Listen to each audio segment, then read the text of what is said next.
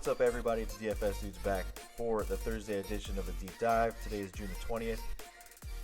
10 games on the slate today. We'll get into those. 2 rookie pitchers will take the hill today.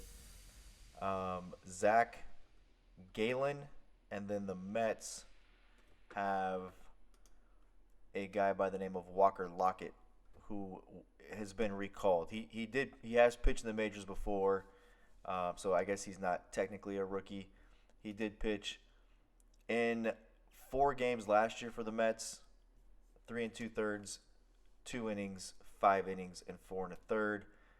We'll get into him a little bit. He's not a guy that I'm looking at. He's not a guy. I think the Cubs get a bump here facing him. We'll talk about him. We'll talk about their bullpen, and we'll also talk about Zach Gallen. Gallen came to Miami in the Ozuna trade. He's one of the top pitching prospects in their organization. Gallen got run right out of his invitation to spring training by giving up 18 runs in 4 1/3 innings pitched. They did send him, however, to AAA.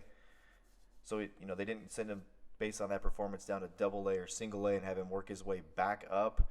And we'll talk about what he's done at AAA. I've already talked a lot about pitchers coming up and being able to identify guys we want to use and guys we don't want to use based off of their AAA numbers and the impact of this year's AAA numbers.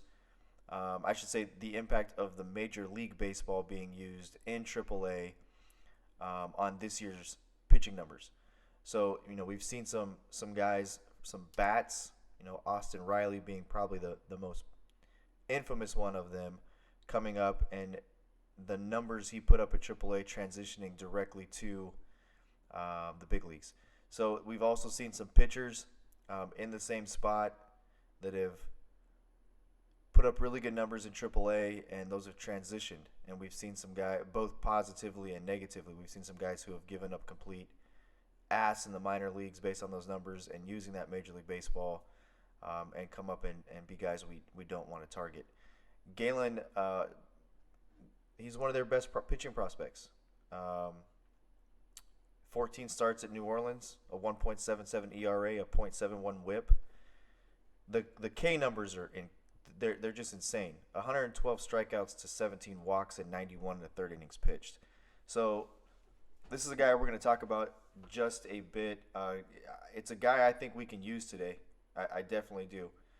Looking back at yesterday, just briefly reviewing that, the Braves, Pirates, Angels, Indians, the Nationals, and Cardinals were the teams that graded out as the top teams.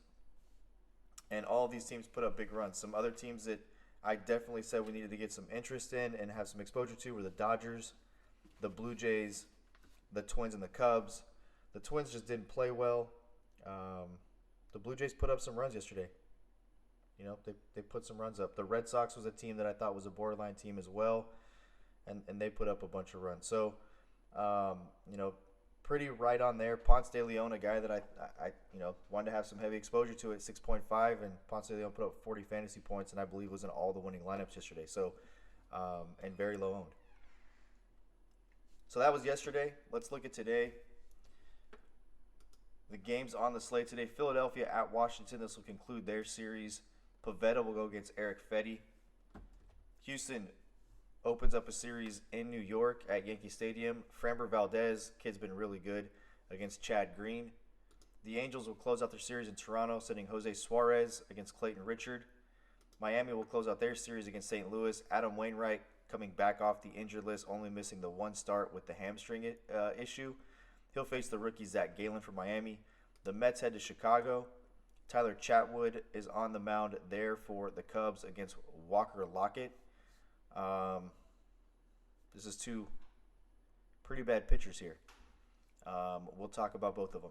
Cincinnati heads to Milwaukee. Tanner Roark against Jimmy Nelson. Jimmy Nelson has not been good this season, over a 10 ERA. Minnesota heads to Kansas City. Jake Odorizzi, who's been really good this year, against Glenn Sparkman. Tampa Bay opens up a series at Oakland.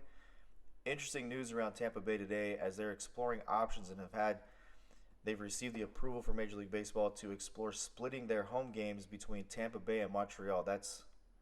I don't know what that's all about, but when you first look at that, it's like, oh, that's kind of cool, a team going back to Montreal. But then you look a little deeper into it, and you see that they would be, they're looking to split their home games. And then you kind of think, well, how would that work? So you'd basically play half your games on the road, and then half of your home games in Tampa Bay and half of your home games in Montreal. That doesn't really make a ton of sense. I mean, maybe from a logistical standpoint, I could see if it was a West Coast team and you wanted to kind of sync up your schedule when you had East Coast road trips to have longer homestands in Montreal, so your travel wasn't as far, but that doesn't even make sense. And then when you just kind of get down to the brass tacks of it, what it really is a leverage play. I mean, they've been trying to get a new stadium in Tampa for a long time. There's so many talks about the draw they get, or I should say the draw they don't get, really being the location of where the stadium is at. And if they were kind of on the other side of the bay there, that they'd get quite a different draw. So I this has got to be a leverage play. Either, look, it's like being pregnant. You are or you're not, right? You can't say, oh, we want to move to Montreal, but by the way, just for half of our home games. Doesn't really make a lot of sense. And it's kind of a shocking way of trying to obtain leverage, I guess. You either look to move or you don't look to move. I don't get it. But that's that. So Baltimore will open up a series in Seattle. Dylan Bundy against Wade LeBlanc. And the Giants close out their series against the Dodgers. Madison Bumgarner against Julio Urias. There's some really bad pitching on the slate. Let's just start with that. There's some really bad pitching on the slate. There's not a ton of good spots as far as pitchers go. And let's just start with how pitchers grade out in my model. So the top pitching options on the slate from a grading standpoint, in my model, Jake Odorizzi 1, Julio Urias 2, Framber Valdez is 3, Frankie Montas is 4, Charlie Morton is 5. And they're all very, very, very close, like within 1 point of each other. Then you've got a second tier of guys that I think are serviceable. Rourke has been really good this year against right-handed bats. The problem is he's facing Milwaukee, who's going to send probably 5 lefties to the plate. And while on the surface he grades out okay in the second tier of pitchers, he's got splits that are comparable to some of these Philadelphia guys that I've talked about all year long who just have terrible splits against lefties as far as ISO numbers go and K percentage. We talk about Rourke, 16.8% is the K percentage against left-handed bats, a 180 ISO against him. And then against right-handed bats, a 28.2 K percentage with a .74 ISO against him. He's not been unlucky. He's been good. He's dominated some right-handed heavy lineups. His FIP is 3.30 and his earned run average is 3.63. And he's got a 1.9 WAR, which WAR, if you don't know what I'm talking about when I reference WAR, is wins above replacement. He's at 1.9, and the top pitcher on the slate is Frankie Montas at 2.6. There's nobody in the Max Scherzer range that we talked about yesterday. So you've got Jose Suarez pitching against the Blue Jays. You've got Adam Wainwright, Wade LeBlanc, and Tyler Chatwood. The problem that I have with Jose Suarez being in the second tier is I talk about it all the time when I talk about lefties throwing, or a team facing lefties in consecutive days. This is going to be the third straight day that Toronto will have faced a left-handed starting pitching option for the Anaheim Angels. They faced Skaggs, and then they faced Haney, and now they're going to face Suarez. So Suarez doesn't have real good numbers of 5.11 FIP, 22.2 K percent, a 167 ISO against lefties, a 171 ISO against righties, 18.4 is his K percentage against righties. I think that with a 328 expected WOBA against him, look, the Blue Jays, in my opinion here, They only have a 154 ISO against left-handed pitching, but this is increasing, and they've done some damage from a run standpoint in each of the last two games. They definitely get a bump in terms of ballpark factors, with Rogers Center being the top spot for home runs, which is pretty crazy considering some of the other ballparks. That number should change, and some other ballparks that are notorious for hitting as weather gets warmer, those ballparks should move up that list. But as of right now, the Rogers Center is one of the top places for offense, both runs and home runs. So I like Toronto again today as a sneaky option. From an implied run total standpoint, when you look at Toronto, they're not going to jump off the radar. They're at 4.8. There's 5 or 6 teams today, I think, with implied run totals over 5. But, talking again park factors, we're talking home runs. This is the top spot right now in Major League Baseball. It's a top park for home runs. The Blue Jays don't grade out as one of the top overall stacks, but, a lot of that has to do with them. It has to do with, what you take a look at their WRC plus against left-handed pitching. It's only 81. We'll talk about league average being 100. So they're well below league average. K percentage against left-handed arms, 23.6, a 154 ISO against left-handed pitching. But they do get a bullpen against the Angels that has got a 4.55 ERA and a 245 batting average against them, so there's a slight bump there. You can't just look at raw ratings and models. No matter who builds the model, you've got to look deeper into what's making up that grade of how they grade out, and then make a decision from that. So, knowing there's some external factors here with Toronto, the third straight day facing a left-handed arm as a starter, a guy who's doesn't have elite numbers, a guy that has not been allowed to go more than 5 2/3 innings. So he hasn't pitched deep into any game yet as far as past the 6th inning, hasn't qualified for a quality start. As much as I like the Angels on the other side of this against Richard, I do like the Toronto Blue Jays a little bit as well, and I recommend some exposure to them. Adam Wainwright, look, it's intriguing in tournaments. Adam Wainwright's intriguing in tournaments. It's against Miami. He's 8,000. He's a mid-tier option. He fits nicely with a lot of stacks. Prior to the start against the Cubs, where he left, having given up 3 earned runs with hamstring soreness, he had gone 8 innings against the Cubs in his previous start, striking out 8. Against Philadelphia, he went 6 innings, striking out 10. 2 really subpar starts, going 4 innings against Atlanta, 5 innings against Kansas City, but before that had gone 7, 6 1/3, and 6. He's faced the Chicago Cubs 3 times, and he's pitched really well in one of them, and he got blown up in 2 of them. 6 earned runs the first start against the Cubs back on May 5th, and 3 earned runs in his last start that he left with hamstring soreness. It's an intriguing option here. Talking about Adam Wainwright, the K percentages against left-handed bats, 15.4 with a 261 ISO against him. This is not a lineup that features a ton of left-handed bats, right? It's kind of the opposite of Tanner Roark. Roark, really good numbers against righties. However, they're not going to feature a ton of right-handed bats in that Milwaukee lineup, but definitely not the power bats. Christian Yelich hit his 27th home run, leading the league. Moustakas having a great year. Grandal, switch hitter, will hit left-handed against Roark. The 3 big thumpers in that lineup, all left-handed, and he's got to face them kind of concurrently. When you talk about Adam Wainwright, he's got really terrible numbers against left-handed bats, only a 15.4 K percent and a 261 ISO against him. But you talk about Miami and guys that can go yard against you in that lineup from a left-handed standpoint, there's not a lot to be scared of. Really, there's not.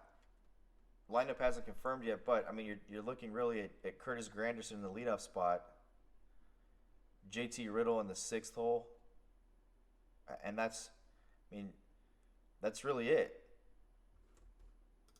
That's really it.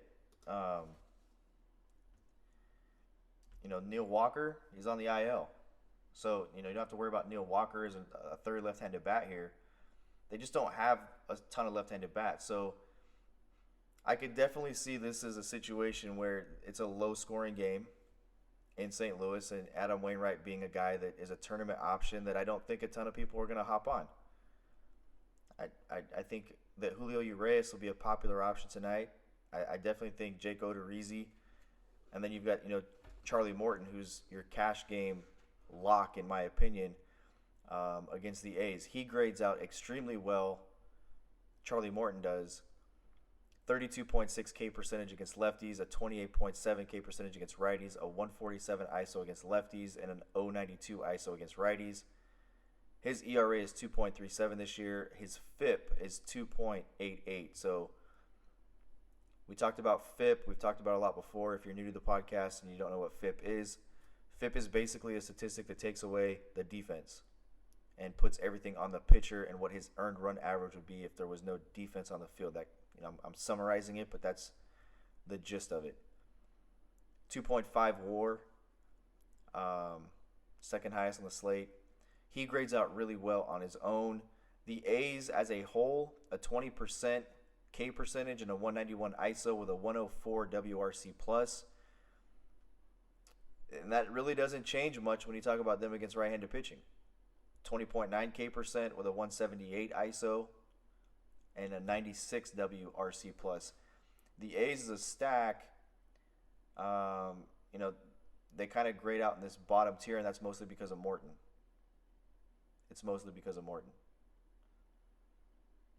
And Tampa Bay's got a really decent, a top 10 bullpen in Major League Baseball, and Morton a guy that can go 6+. I think he's definitely the cash game option on the slate.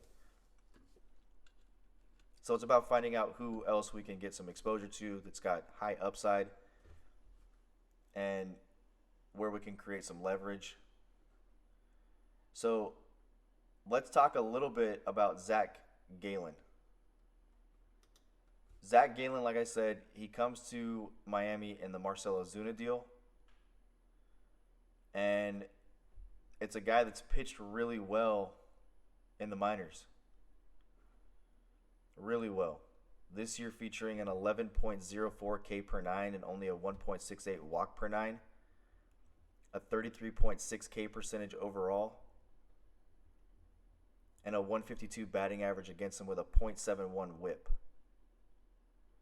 His FIP is 3.25. So he's not been real unlucky. Very solid arm. He features 4 pitches. His fastball is in the low 90s. Throw at 92 to 94. Doesn't really dip out of that. He's got a cutter, changeup, and curveball. So Gallen's got 4 very useful pitches, and outside of his spring training invite, he's pitched extremely well everywhere else. So, very low BABIP against him, very good FIP, very high K percentage numbers and K upside. The only thing is that in the back of your mind, you have to think that in 4 1/3 innings in spring training, he got lit up for 18 runs. So you've got to take a deeper look into what was going on with him. And he claims that he's adjusted his arm slot. So there's the question of, man, in the back of your mind, here's a guy who's got extremely good numbers in the minors. He's pitched extremely well in AAA. We know they're using the Major League Baseball in AAA this year, and even then he still has extremely good numbers, a ton of strikeouts, very few walks, which shows he's got great command of his 4 pitches. And then in the back of your mind, you're like, but he gave up 18 runs in 4 1/3 innings in spring training. And if it was just left right there, I would say let's take a wait-and-see approach with Zach Gallen. But it's not leave it there, because when you dig deeper into it, you find out that he was having a real issue with his arm slot. And not to go completely off the deep end with that, but when you talk about a pitcher having a problem with arm slot, typically what that is he's throwing pitches from different angles and he's tipping his pitches. So Clayton Kershaw is kind of the poster child for consistent arm slot. He throws his curveball is so devastating, not because of the tilt and the movement he's got on it, but because he throws it from the exact same arm slot he throws his four seam fastball from.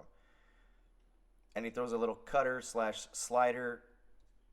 He calls it you got to look at it kind of one of two ways. It's either a baby slider or a really good cutter because of the amount of movement that's on it. So Kershaw throws all three of those pitches from the same exact arm slot. You slow him down, you look at StatCast stuff, you look at video, and literally all three pitches leave his arm at the same arm slot looking like they're all fastballs.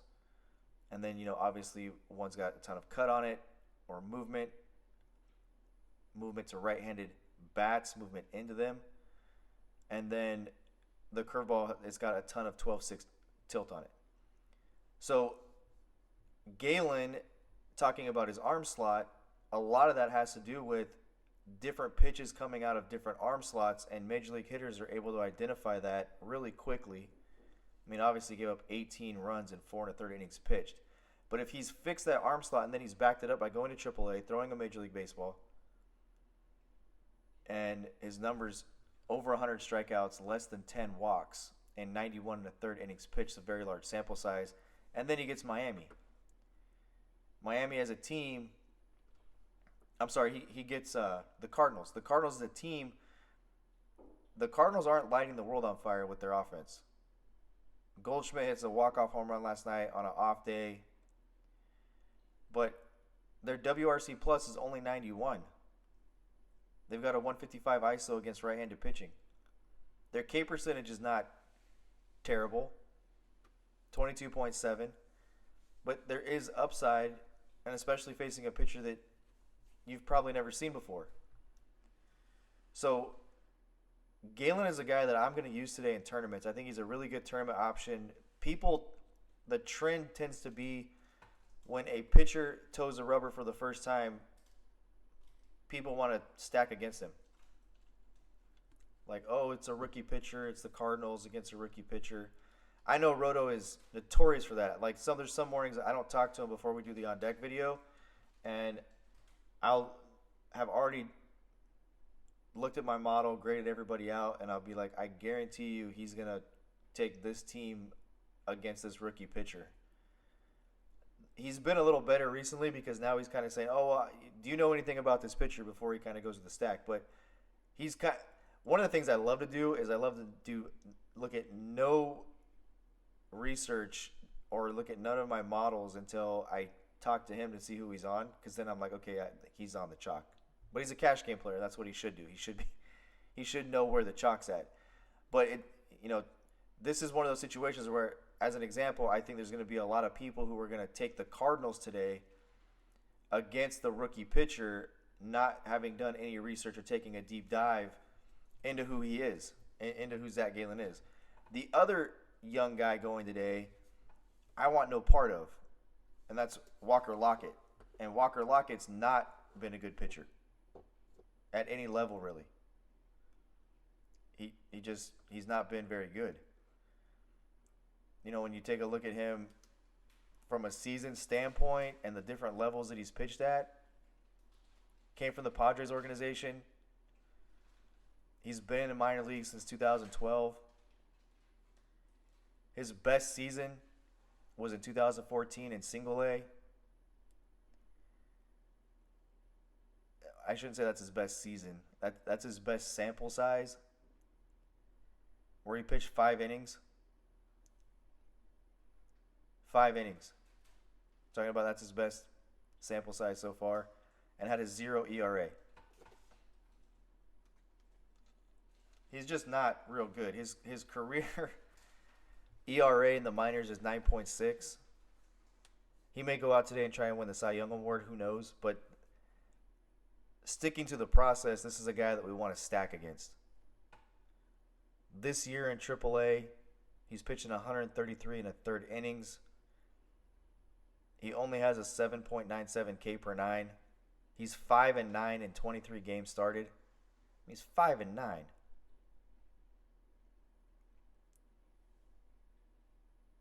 And he's not, look, this is not a good pitcher.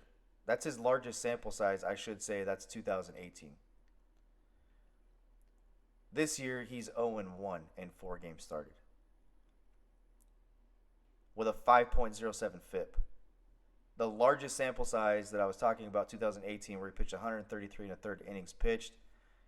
He had a 4.73 FIP. He's not a good pitcher.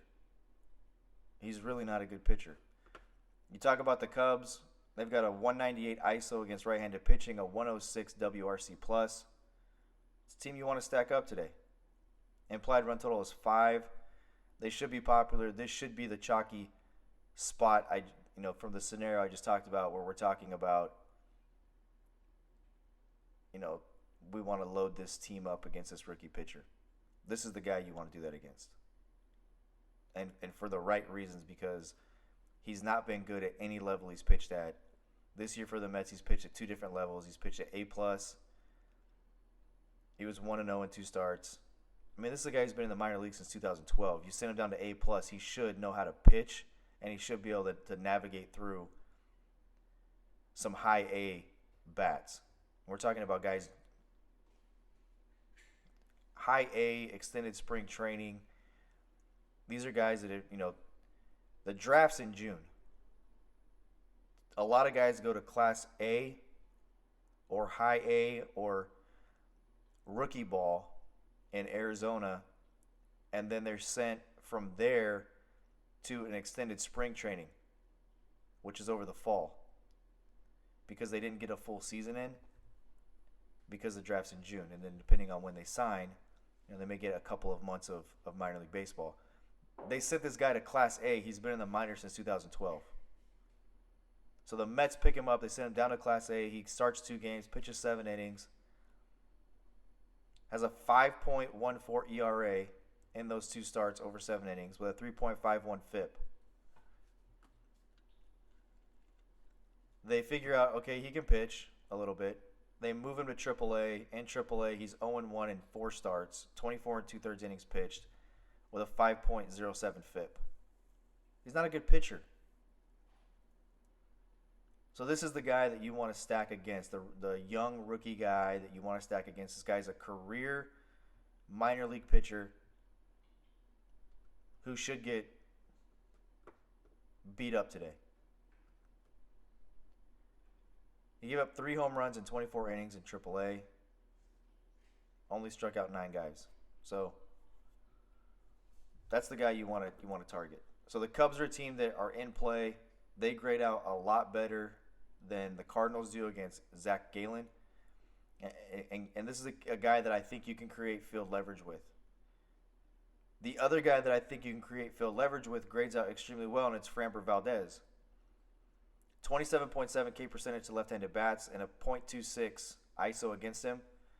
The K numbers against right-handed bats, and the Yankees do have a lot of right-handed bats and a lot of right-handed power bats.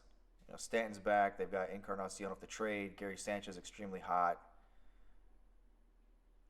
He only gives up a 106 ISO, a 2.77 ERA, and a 3.30 FIP. So there's a little bit of room for some regression with his ERA, but he's pitched. He's not been lucky. He's pitched decent. Only a 291 expected WOBA against him. And the Yankees as a whole on the season, it's really difficult to grade them out that way, because of the fact that they've had so many injuries, and their current lineup with Encarnacion, Stanton back, Gary Sanchez healthy and been back for about a month, Aaron Hicks back. You've got to really look at the sample size over the past month against left-handed pitching. So Valdez grades out really well if you look at the Yankees as a whole this season, and you look at what he's done this season. But he doesn't grade out as well when you start looking at the Yankees over the past 3 weeks, having got back some of these huge bats. And, I'll get to that in a minute. I'll pop that open and we can look at the differences. The lineup's gotten longer. You had a team that By the way, what a job that the Yankees have done with not only their commitment to not trade away their farm system to keep getting big names at the trade deadline and rebuilding that. I mean, Aaron Boone's done a phenomenal job. Easily the runaway, at this point, the runaway favorite for manager of the year. His team's in first place. And they've done it with the guys like Cameron Maybin, who's been DFA'd by 2 teams. They've done it with Brett Gardner, who they didn't think was going to be their everyday starting, I'll say outfielder, because he's kind of played, or he can play multiple spots. Mike Tauchman, Gio Urshela. Huge find with Luke Voigt. But, I mean, they've done a really good job keeping this thing together. As a team this season, they've got a 191 ISO.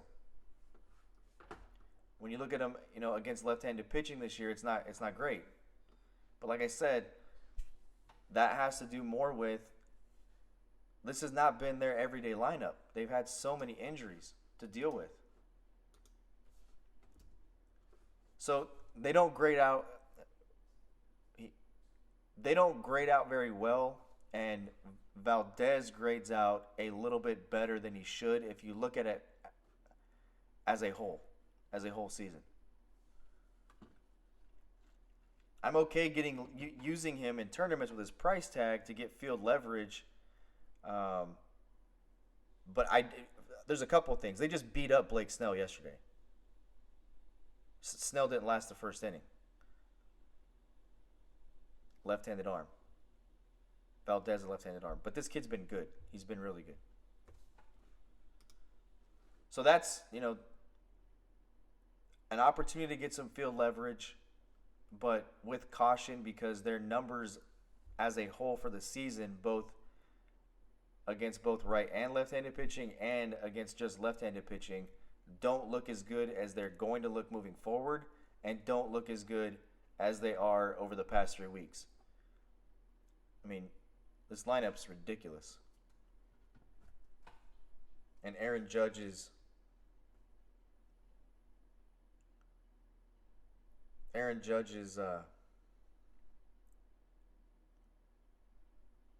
on his way back. Just saw a very interesting tweet on a different note. Tonight's the NBA draft. And I don't know what this means right now, but it looks like the Chicago Bulls have asked the NBA for permission to explore becoming a 2-league team. They want to play in the NBA and in the G League. They want to play their early season games in the NBA and finish the season in the G League. What in the blue hell is going on in Chicago? One of the more proud franchises in NBA history. They've got a ton of banners. That's where Michael Jordan, now you want to be I don't understand quitters. And that's the most pussified thing I've ever heard in my life, that an NBA franchise is asking because they don't feel they can compete, because their front office is a mess, because they've made terrible trades, they've let terrible free agents go, they've lambasted coaches. They're going to throw in the towel and say, we want to compete in the NBA during the beginning of the season, and then when we don't have a competitive chance anymore, we want to go to the G League to develop our kids. The NBA does this. The NBA is an absolute pushover. The NBA needs to grab its sack and say, you're a professional franchise. You are not going to play in the G League. Do a better job with your front office. Do a better job managing your draft picks. Do a better job managing your free agents. Do a better job drafting. But you can't just let a team say, we're not good enough to play in the NBA anymore. There's no accountability in that. Probably the most ridiculous thing in my entire life, and without exaggeration, that I've ever heard being considered. So back to today's. I mean, that's ridiculous. Can you imagine the Kansas City what kind of door that opens up for small market teams in Major League Baseball? I mean, Major League Baseball's got revenue sharing, which is supposed to help the competitive edge a little bit. But can you imagine teams like the Athletics and the Royals and the Marlins, right? I mean, the Marlins would be the best case because it's probably the closest comparison you can make, right? I mean, they've sold everybody off for picks. They've sold everybody off for prospects. They're making a conscious effort to rebuild their farm system. You're going to see a guy tonight who is fruits of that labor. And Galen. Can you imagine the Miami Marlins said, we want to play the first half of the season in the majors, and then we want to play the second half of the season post All-Star break as a AAA team. What in the blue hell is going on? Look, if you can't run a franchise right and you make stupid choices, welcome to the real world. There's consequences for everybody's actions. You can't just let a team like the Bulls say, we've done everything so bad for so long. We can't fill up our arena anymore. We've got no money. We're not competitive. Nobody wants to come play here because our management is terrible. Our front office sucks. What Adam Silver should do is tell them, look, shit or get off the pot. Stay in the NBA and take your licks because you've made bad choices, or put the franchise up for sale because your front office and your ownership has such a bad reputation that nobody wants to come play for one of the most storied franchises in the history of the NBA. The two craziest things I've ever seen in sports are today. Tampa Bay trying to create leverage by saying they want to play half their home games in a foreign country. I mean, I know that Canada is just north of the border and there is already a professional baseball team there, but it's a foreign country. It's not the United States. Little geography lesson for the kids at home. And then you later on in the day hear that the Bulls are asking for permission to play both in the NBA and in the G League. How does that even work? My mind's blown right now. Are you looking for salary relief? Are you going to pay NBA players to play G League games? You're an NBA player. You're going to want to be on that franchise and play in the G League? People go to the G League because they're trying to make the NBA. Why would a franchise just say, we're going to go play? This is, I mean, one of the dumbest freaking things I've ever heard. That's enough on that. Let's talk about stacks. The Twins, the Angels, the Nationals, the Phillies, and the Mariners rank out as my top 5 stacks. Is how they grade out. The second class of stacks features the Dodgers, the Astros, the Orioles, the Brewers, and the Reds. Mentioned on this podcast as teams that we need to get some exposure to that don't grade out so well but pass the eye test. And when you look a little deeper into some of the other factors, the Cubs definitely a team that is elevated into this top 5, going both against a bad bullpen for the Mets, a 5.38 ERA, with a 267 batting average against them. Throwing a guy who will start today, throwing a guy out there who's getting a spot start, who's been a career minor league pitcher with terrible numbers, followed up by a terrible bullpen, and a Cubs team that against right-handed pitching has a 198 team ISO and a 106 WRC+. So the Cubs are a top 5 team. And I would bump them above the Mariners and the Phillies and the Nationals and probably make them 3rd. The Yankees, I'm not gonna say they're a top 5 team here, but the Yankees are definitely a team. Let's take a little deeper look into this. I've talked about it. We talk about the last 3 weeks here against left-handed pitching because of the return. Let's look at the past month. When you talk about the past month, we'll just go. Today's the 19th, so we'll go May 19th through June 18th. I'll go the 18th through the 18th.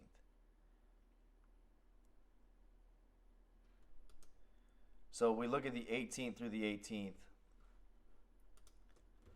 and we look at ISO against for the Yankees against left-handed pitching. We look at K percentages. There's going to be a tremendous difference. I'm just going to tell you that right now.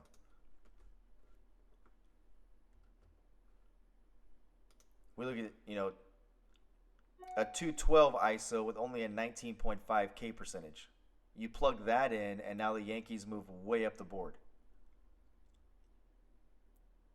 A WRC plus of 143, which makes that the highest WRC plus versus a handedness on the slate. From an implied run total standpoint, they're at 5.4. They have the 4th highest implied run total on the slate, and that's where I would put them as probably the 4th best team on the slate. I just think you're going to be able to get some field leverage with Valdez as well.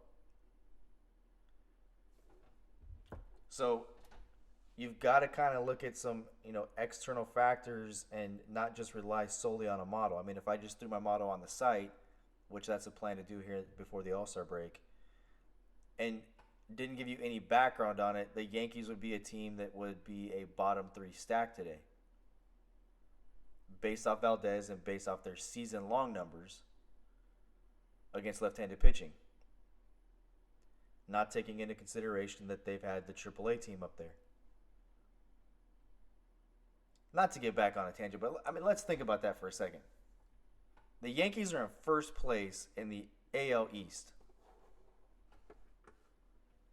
And not just by a little bit. I mean,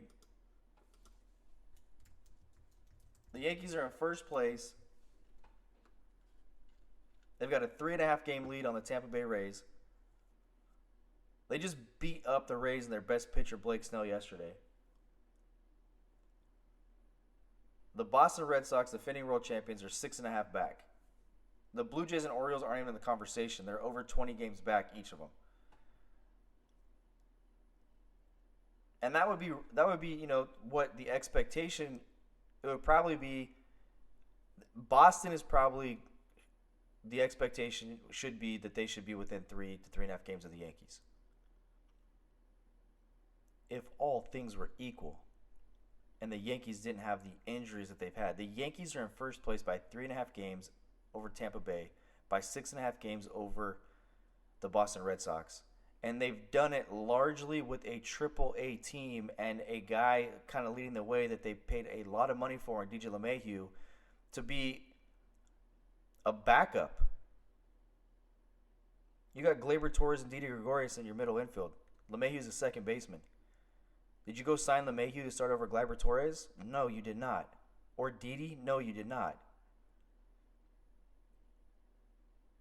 Judge and Stanton have been out of the lineup. Gary Sanchez spent significant time out of the lineup. Aaron Hicks spent significant time out of the lineup. Tauchman, Urshela. A whole host of minor leaguers has put this team 3.5 games up in first place, and they're about to get 100% healthy. 99% healthy.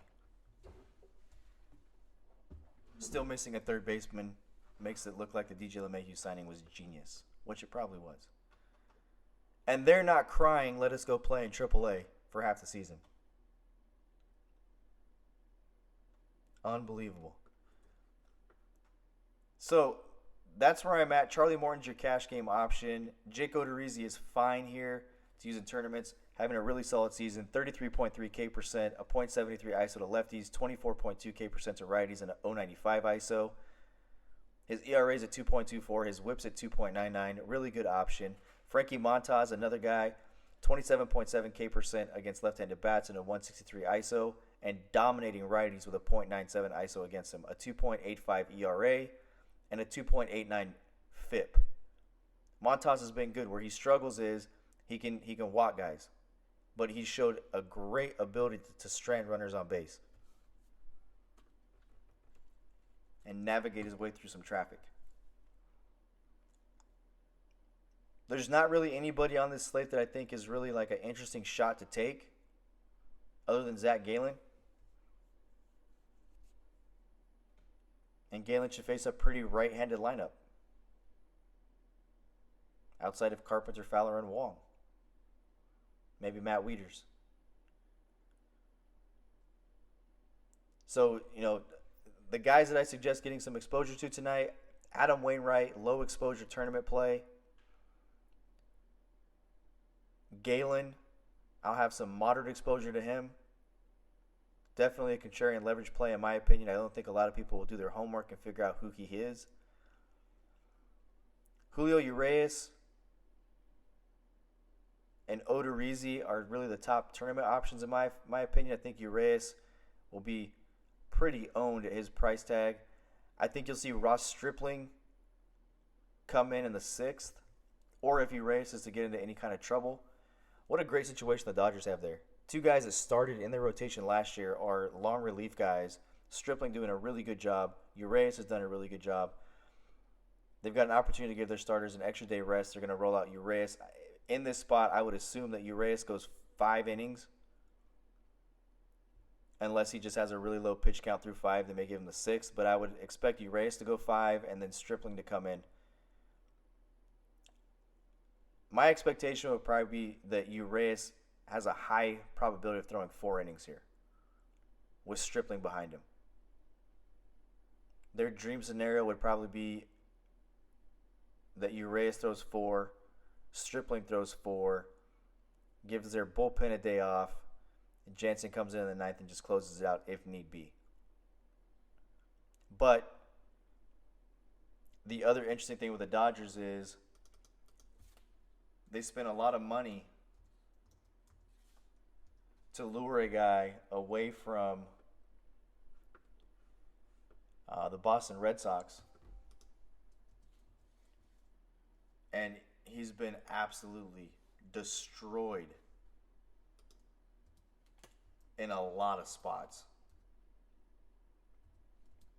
In a lot of spots this year. I'm talking about Joe Kelly.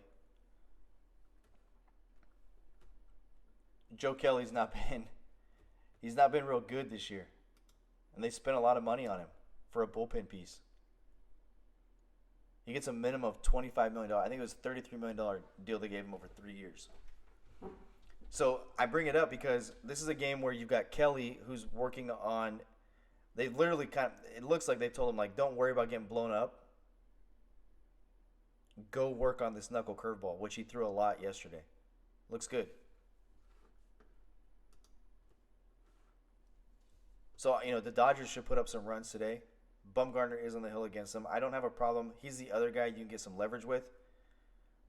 Been really tough on left-handed bats, a 32.5 K percent, a 130 ISO. You can definitely expect to see Max Muncy in this lineup today. I think that if you're just a human being with a heartbeat, you know what happened. If you're Dave Roberts, you've got to you gave him a day off yesterday. You've got to put Muncy in the lineup today. You can't not put him in the lineup. Be a very interesting first at bat. Bumgarner's just, look, he's tough. He's country tough, man. He's no bullshit type of guy. I really like what he said. If you're going to say, let guys bat flip and you're going to use the phrase, let the kids play, then let Bumgarner talk shit to him when they do it. Let him play. No confrontation never hurt nobody. Bumgarner's a leverage play against the Dodgers. Definitely a leverage play here. The Dodgers, a 114 WRC plus against left-handed pitching, a 203 ISO. Bumgarner's the last guy I'm going to talk about because it's definitely a spot where I do think you can get leverage. It's a better leverage spot than Framber Valdez because of the numbers the Yankees have recently against left-handed pitching. But Bumgarner's pitched really well against the Dodgers in 3 starts this year. He just faced them, the infamous Muncy ordeal. He pitched 7 innings, gave up 1 earned run, struck out 5. It's 37 fantasy points from a guy who's 8,000 on FanDuel. You'll take that. It's almost 5x. He faced him May 1st, went 6 innings, struck out 8, gave up 1 earned run. 43 fantasy points. And in his second start this year at Dodger Stadium, 6 innings, scatters 5 hits, no earned runs, gets a quality start, 34 fantasy points. Bumgarner is not an idiot, and he knows what time it is. Somebody's going to trade for him, and they're going to offer up some prospects, and the Giants are going to take him because that's where they're at. Bumgarner is going to go out there today with every intent of throwing a quality start. The Dodgers have put up 9 runs in the last 2 games. Bumgarner is the guy that takes everything personal in competition, and he's going to go out there trying to shut them down and get his team back in the win column. It's a great field leverage spot. The Dodgers just have really good numbers against left-handed pitching. I put more stock into those numbers than I do if we were going to take a look at BVP, where you want to load up Kike Hernandez, who's really struggled recently. Justin Turner and the right-handed bats. Some guys will do that fine. But I think from a leverage standpoint, Bumgarner's a very good leverage play against the field here. And that's really the kind of slate it is. You got Charlie Morton and Jake Odorizzi. Odorizzi, not a sexy name. Pitching against the Royals, gets a bump to ballpark. Charlie Morton's the cutaway, the clear-cut number 1 pitcher on the slate. If you really want to get some field leverage, stack the A's against him. So pitching-wise, grading it out, Morton 1, Odorizzi 2. Urias grades out well, but you have to use him with caution because of the fact that I really think the plan here is for him to pitch 4 innings and then bring in Stripling behind him. And that's just what my gut tells me based off watching the Dodgers.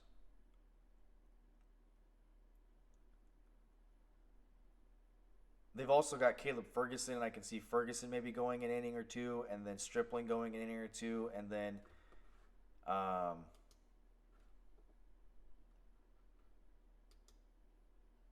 the former Red Sox guy, Joe Kelly, getting an inning. So Urias is not a guy, I don't think he's usable, but he grades out really high.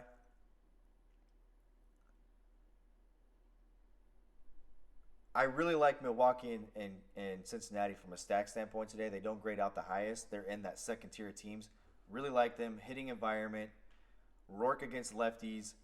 And then you've got, Suarez here